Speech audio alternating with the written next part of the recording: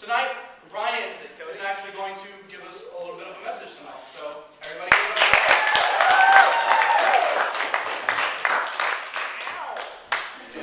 Okay, cool. Can you hear me now? Yep. Is it working? I'm going to start you guys off with a story. Everett Mann had a great relationship with his father while growing up. His father loved him deeply and always told him so. Everett and his older brother always played together with their father. Everett particularly liked baseball. As he grew up, one of his favorite times was playing catch with his father. They laughed and talked, and Everett's dad always affirmed him in everything he did. This was weird to Everett's little friends, because their dads weren't like this. You see, Everett lived in an extremely wealthy area of Santa Barbara.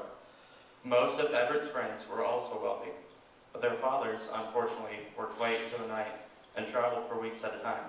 Their fathers didn't play with them often, and the words they exchanged when they got home weren't always positive. As Everett grew up, he began to play baseball at school. As games and practice took more and more of Everett's time, Everett's dad saw less and less of him. But at every single game, Everett could look into the bleachers just above the first baseline, and his dad was there, cheering the loudest and smiling the biggest.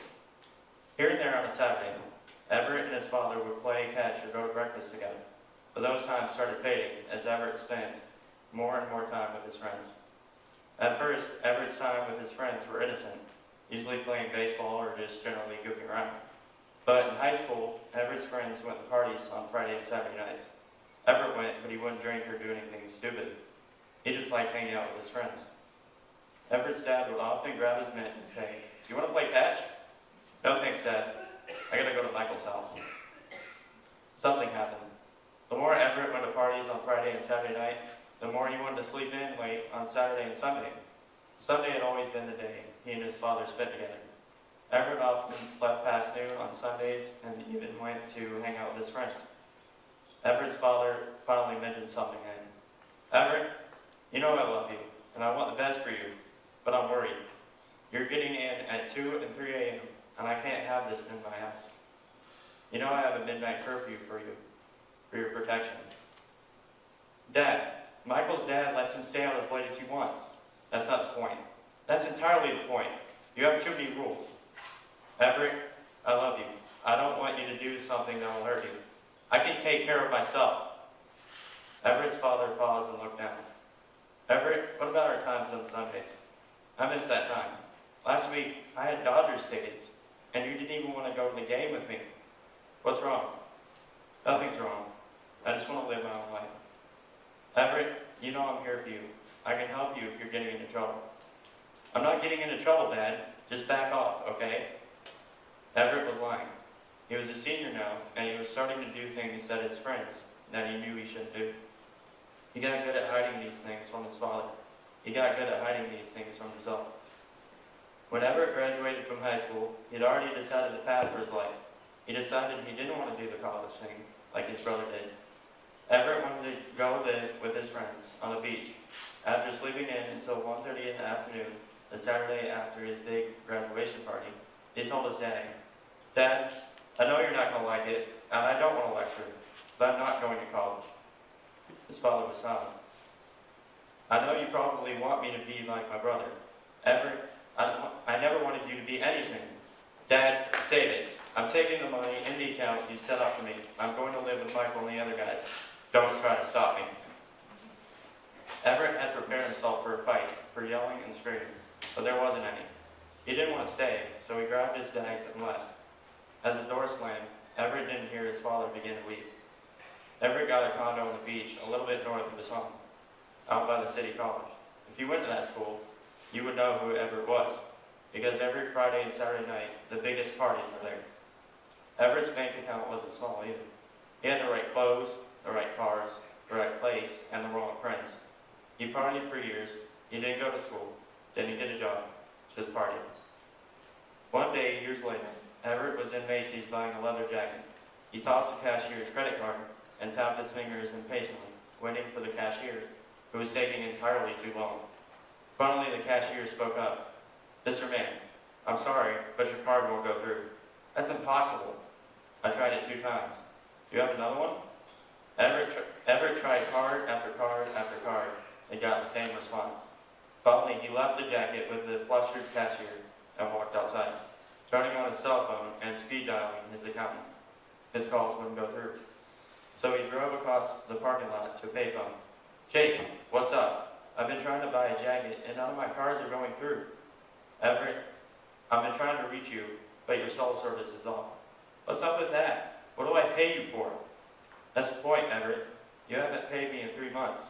I've been trying to tell you, stop spending. You're broke. Well, transfer some stocks in the money market. That's what you've been telling me, and I've been doing it for months. Everett, listen to me. There's nothing left. 2 weeks later, Everett's condo had a white piece of paper on the door. He had 30 days to get out. But by now, his friends were long gone. They left when the money left, and Everett started selling things. Months later, Everett was walking down the street with everything he owned in a small backpack, with no car, no place to live, and no friends. Everett made his way down Highway 101 with his thumb out. He got a ride down to Carpinteria, where he was left off near some avocado farms. Everett didn't know where he was, or where he was going for that matter. He saw a farmhouse off in the distance and thought it was worth a try. He walked up a long driveway leading to a small stucco house with a big front porch and one of those wooden porch swings. He rang the doorbell and stood there waiting. When he rang the doorbell, Everett felt worse than he'd ever felt in his entire life. He had left his family, squandered his money, wasted his life, and now he had to resort for asking for help. Ringing the doorbell was an admission of this fact. The door was finally opened by a large man wearing a flannel shirt and jeans that were unbuttoned in the front. He looked Everett over from head to toe and barked, "Can I help you with something?" "I don't know," Everett said, confused by what he was even doing here. "I guess I wondered if you had a place to stay or knew a place I could stay. And work, of course." "Well, ain't this a kick in the pants? I just let somebody go Monday. You ever picked avocados?" Everett lied. "Yeah, a little bit." He only knew how to choose them at a store down the street from his place. He made a mean guacamole dip. "Follow me," the man said. The man then took him around to a barn-like building in the back. There were a few animals back there in an old Mitsubishi 4x4 that had seen better days. They hopped in the 4x4 and Everett was giving a tour of the place. The man showed him a place in the loft where Everett could stay. But before he knew what had happened, Everett was picking avocados by day and shoveling horse and pig manure at night. The job was fine for a couple of weeks. Everett never worked out with his hands, but he always kept in good shape for baseball. He learned how to pick avocados soon enough to cover his bluff, and anyone could feed and clean up after horses and pigs. One day, Everett sat on a fence, watching the pigs eat the leftovers of the farmer's dinner. As Everett stared down at the cornbread, he felt himself getting hungry. The thought crossed his mind that he could grab that piece of cornbread out of the pig's straw. But as soon as the thought entered his mind, he got mad. "I can't believe I'm sitting here feeding the pigs, thinking about eating their food." Everett looked at his hands. "Look at my hands. They're all cut and calloused. And I sleep in a barn. Even my father's servants eat better and live in the guest house." Everett came to his senses. "What am I doing here?" Everett grabbed his small backpack, and without saying goodbye, he left down the long driveway. He made his way down the main road and stuck his thumb out and started toward home. He didn't know if his father was still there, or even if he'd take Everett back, but he figured it was worth a try. A mile down the long one, a semi picked him up. Everett rehearsed what he'd say to his father, and while he saw him, "Dad, I know I turned my back on you, but I want you to take me back." He knew that wasn't the right approach. "Dad, I know I turned my back on you, but you probably don't want me as your son, but maybe you would accept me as your servant." The truck slowed down and let him out by the old shopping center. As he walked up the hill, noticing his tattered clothes and the holes in his shoes. This was the first time in his life he wasn't dressed in the best of clothes. Thunder clapped after a flash of lightning illuminated the dark redwoods, reaching up to the sky. Within a minute, rain began its rhythmic pattern on a curvy road. Everett pulled his torn jacket up over his head and rounded the corner into his cul-de-sac. He was having second thoughts. Now that he was just a few steps from his old home, regret and fear began to overwhelm him. But the curiosity of the moment kept his feet moving forward. After all, he didn't even know if his father still lived there. As he approached the old house, Everett noticed how different it looked. The trees were much taller, and the house was a different color. Everett stopped and stared for a moment, and caught sight of a mailbox out by the edge of the driveway. Glancing around, he slowly approached the mailbox and opened it up. A few pieces of mail were tucked safe and dry inside the box. Everett pulled the top letter out with his calloused hand and read the name of the recipient. He didn't know whether to sigh in relief or turn around and run away.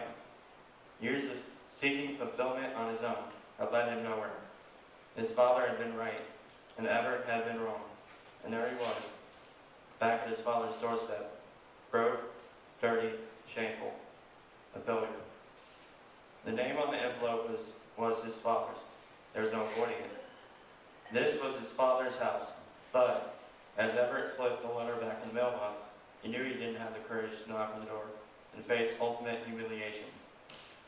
Everett's finger brushed against something sticky on the lid of the mailbox. An old piece of paper was attached to the lid, an old piece of masking tape holding it up. On the tape was a smear of ink that had faded from years of weathering. Everett peered closely at the smudge of ink, trying to make out the faded word. He swallowed when he saw it. The word was Everett. He grabbed the tape, which pulled easily from the lid of the box. The old piece of paper was folded into small squares and almost fell apart as Everett opened it. It was a letter from his father. Dear Everett, welcome home, my son. There's food in the refrigerator. There are blankets in the closet. I kept your room for you just the way you left it. The key is hidden, always where it was. Welcome home, son. I love you. Daddy. The rain dripping from Everett's hair had camouflaged the tears streaming from his eyes. He slammed the mailbox shut and started to throw the note to the ground, but he couldn't bear to part with it. So he shoved the note in his pocket and turned towards the main road. The sky had darkened down, so Everett was able to see the headlights coming from the main road. He ducked behind the neighbor's front bushes. He was sure his present appearance wasn't a welcome one, and he didn't feel like answering any questions. A car he didn't recognize pulled into the driveway of his old house. He kept his head low, peering through the wet leaves of the neighbor's shrubs. A man stepped out of the car, gathered his things, and shut the car door. He started to head into the house, but stopped and turned towards the mailbox. Everett stayed low and strained to see the man's face, silhouetted against the sky. The man approached the mailbox and opened the door, pulling out the mail. As the man turned to face the box, Everett recognized his face. His father had aged quite a bit. His gray hair was thin and combed neatly back behind his ears. His kind eyes scanned the mail quickly, not satisfied with what they saw. But then, his father froze for a few seconds.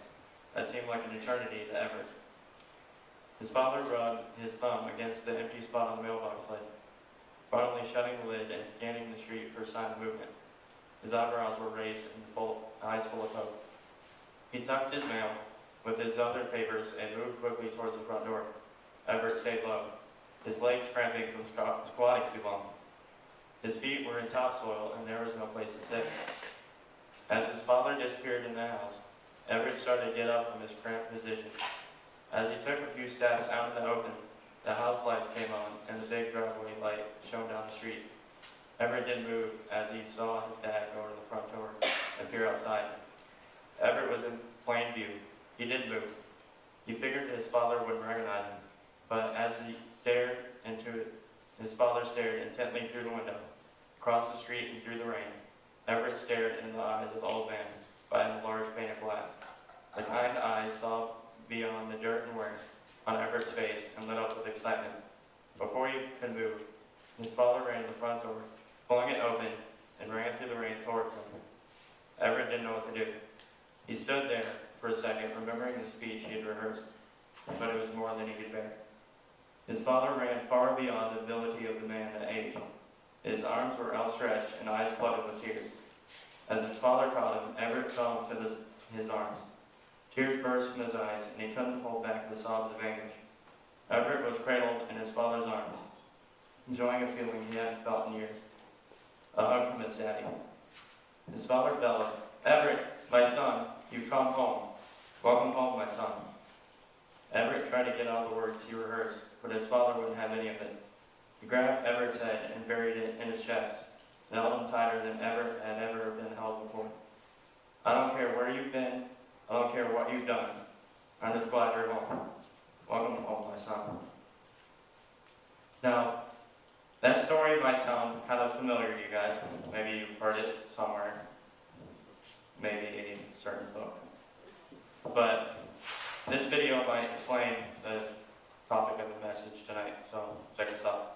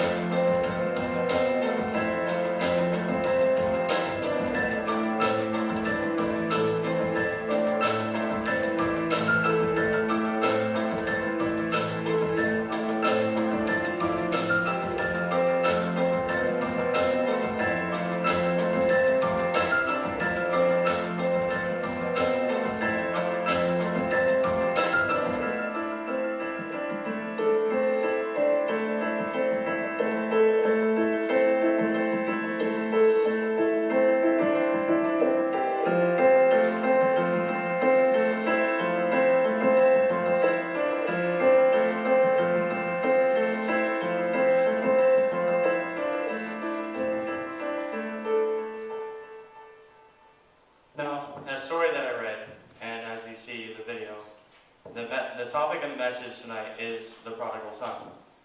The story that I just read was the prodigal son story, only it was just modernized in today's time. That would be what would happen if it was in today's time. The thing is that the father in the prodigal son is God. God is that father. Even though we sin, run, and we can do all these terrible things, He'll still welcome us home. He'll welcome us. He's waiting for us to run back into His loving arms. He wants us to return to Him. And He always has His wide open for us to return. Now, let's take a look at the story from the Scriptures. Jesus continued, "There's a man who had 2 sons. The younger one said to his father, 'Father, give me my share of my estate.' So he divided his property between them. Not long after that, the younger son got together all he had and set off for a distant country, and there squandered his wealth while living. After he had spent everything, there was severe famine in the whole country, and began to be in need. So he went and hired himself out to a citizen of that country, who sent him to his fields to feed the pigs. He longed to fill his stomach with the pods that the pigs were eating, but no one gave him anything. When he came to his senses, he said, 'How many of my father's hired servants have food to spare? And I'm here starving to death. I will send out and go back to my father and say to him, Father, I have sinned against heaven and against you. I am no longer worthy to be called your son. Make me like one of your hired servants.' So he got up and went to his father. But while he was still a long way off, his father saw him and was filled with compassion for him. He ran to his son, threw his arms around him, and kissed him. The son said to his father, 'Father, I have sinned against heaven and against you. I am no longer worthy to be called your son.' But the father said to his servants, 'Quick, bring the best robe and put it on him. Put a ring on his finger and sandals on his feet. Bring the fattened calf and kill it. Let's have a feast and celebrate. For this son of mine was dead and now is alive again. He was lost and now is found." So they began to celebrate. Meanwhile, the older son was in the field. When he came near the house, he heard the music and dancing. So he called one of his servants and asked him what was going on. "Your brother has come," he replied, "and your father has killed the fattened calf because he has him back safe and sound." The older brother became angry and refused to go in. So his father went out and pleaded with him. But he answered his father, "Look, all these years I've been slaving for you and never disobeyed your orders, and never even gave me a young goat so I could celebrate with my friends. But when this son of yours, who has squandered your property with prostitutes and come home, and you kill the fattened calf for him?" "My son," the father said, "you are always with me, and everything I have is yours. But we had to celebrate and be glad, because this brother of yours was dead, and now is alive again. He was lost, and now is found." You see, when we come home, back to God, no matter what we've done, He doesn't care. He doesn't care what we've done. All He cares about is we're just home. It's like when the father said was in the story, "I don't care where you've been, I don't care what you have done, I'm just very glad you're home." He doesn't say, "Oh, you've done terrible things, you can't be welcome back." But since He is a loving God, He loved us so much that He would send His Son to get beaten beyond recognition. But it's because of His stripes that we are forgiven. So I'm here to reach out to all of you, and maybe some of you in this room who are growing up without a father, or grew up without a father.